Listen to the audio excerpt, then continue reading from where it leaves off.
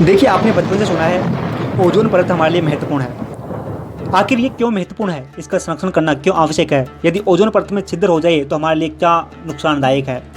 Antarctica में ozone परत में छिद्र हो गया है, इससे हमको क्या नुकसान है? इन सभी टॉपिकों को हम विस्तार रूप से जानने का प्रयास करेंगे।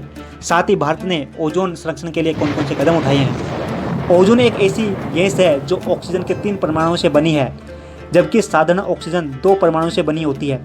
ओजोन वायुमंडल की एक सूक्ष्म परत है जो समुद्री सतह से 60 किलोमीटर की ऊंचाई तक पाई जाती है।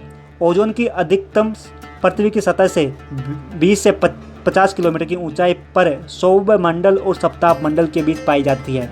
ओजोन की सर्वाधिक मात्रा 20 से 25 किलोमीटर की ऊंचाई पर पाई जाती है। यह भी 1 लाख अणुओं में एक अणु ही ओजोन का यहाँ पर उपस्थित होता है। ओजोन की यह पतली सी परत धरातल जीवन की सुरक्षा के लिए अत्यंत आवश्यक है, क्योंकि यह सूर्य के हानिकारक पराबैंगनी प्रकाश को पृथ्वी तक आने से रोकती है। यदि यह ओजोन सुरक्षा कवच न हो तो इसके परिणाम मनुष्य के लिए बड़े घातक सिद्ध होंगे। पराबैंगनी किरण जीवित पदार्थों के क्षय में सक्षम है, यानी कि हानिकारक है, और मानव त्वचा पर ये कैंसर कर सकते हैं। हानिकारक एवं उपयोगी कहे जाने वाले उत्पाद भी लंबे समय में वातावरण एवं मानव स्वास्थ्य के लिए हानिकारक सिद्ध हुए हैं।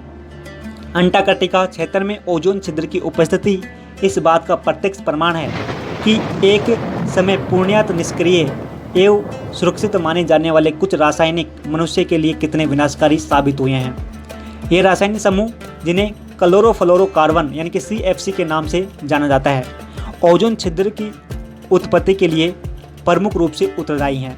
भारत सरकार ने ओजोन परत संरक्षण मॉन्ट्रियल प्रोटोकॉल के कार्यान्वयन से संबंधित कार्य पर्यावरण एवं वन मंत्रालय को सौंपा है।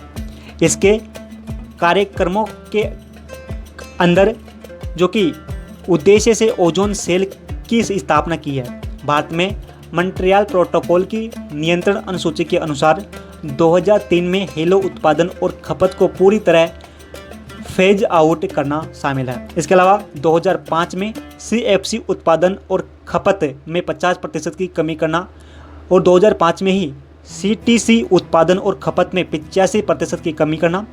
मॉन्ट्रियल प्रोटोकॉल संधि में इसे जिस अवधि तक प्रतिबंध करना था उससे 17 महीने पहले कर दिया गया है। 1 जनवरी 2010 से CFC के किसी भी तरह के इस्तेमाल पर रोक लगा दी गई है। इसे केवल दमा, सांस की बीमारियां और फेफड़ों संबंधी बीमारियों की दवा के इस्तेमाल के लिए अनुमति दी गई है, अन्यथा सभी पर बैन है। विश्व मौसम संगठन UNEP ने संयुक्त रूप से 16 सितंबर 2010 को ओजोन परत के संरक्षण हेतु अंतर्राष्ट्रीय दिवस के अवसर पर ओजोन रिक्तीकरण का वैज्ञानिक आकलन 2010 रिपोर्ट जारी की है।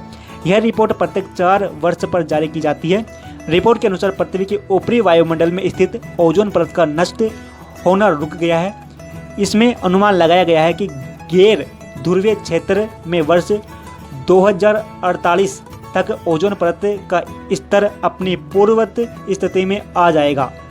वसंत ऋतु में अंटार्कटिका में ओजोन परत में क्षय के कारण यहाँ के वायुमंडल में विद्यमान ओजोन छिद्र की पूर्ववर्ती जो कि 2073 तक हो सकेगी। यानी कि हमने ओजोन परत को इतना क्षति पहुंचाई है कि उसको जो कि उस क्षति को पूर्ति करने में अभी तक हमको लगेंगे लगभग 50 साल, जो कि हम नहीं कह सकते, ऐसा नहीं कह सकते कि आने वाले समय में हम इस क्षति को और नहीं बढ़ाएंगे, क्योंकि मानव है, मानव कुछ भी कहकर मुकर जाता है। फिर मिलते हैं अगले टॉपिक पर। जय हिंद।